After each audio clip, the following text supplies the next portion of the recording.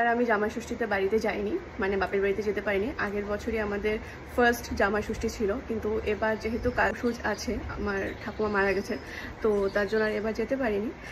আর ভাবলাম যে আজকে একটু ভালো মন্দ রান্না করে জামাইকে খাওয়াই। তো কি কি রান্না করেছি তোমাদেরকে দেখাচ্ছি। এটা হচ্ছে তেল পটল, আমি জীবনে ফার্স্ট টাইম রেঁধেছি আজকে, আমি জানি না কেমন হয়েছে।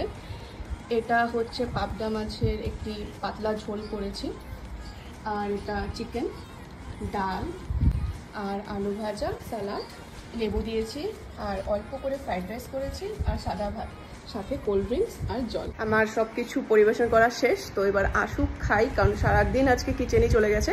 তোকে ডেকে নিচ্ছি। গো আসো, কই খাবার রেডি। অনেকগুলো আইটেম আছে। ফার্স্ট ডাল করে খেয়ে আমাকে ফিডব্যাক দিতে হবে কি একদম। বলো কেমন হয়েছে।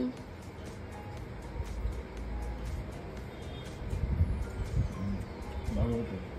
আমার তো ফেভারিট আলু ভাজা, মানে আমার হলো সবথেকে ফেভারিট হলো আলু ভাজা ডাল। এবার হচ্ছে তেল পটল, যেটা আমি প্রথমবার করেছি, তুমি খেয়ে বলো।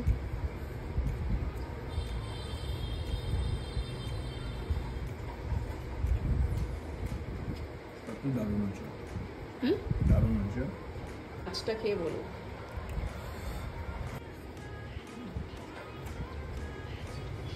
মাছটা হলো একমাত্র যেটা হলো অমৃত।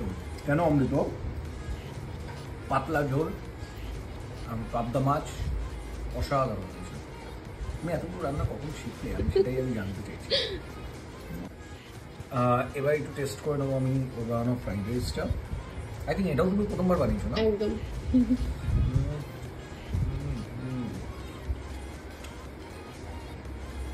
বিয়ের পরে রান্নাটা একটু বেশি ভালো ছিল। আমার চিকেনটা, ফ্রাইড রাইসের সাথে চিকেন, এতগুলো ফেভারিট। ওপো এখানে বসে বসে ভাবছে কি হচ্ছে।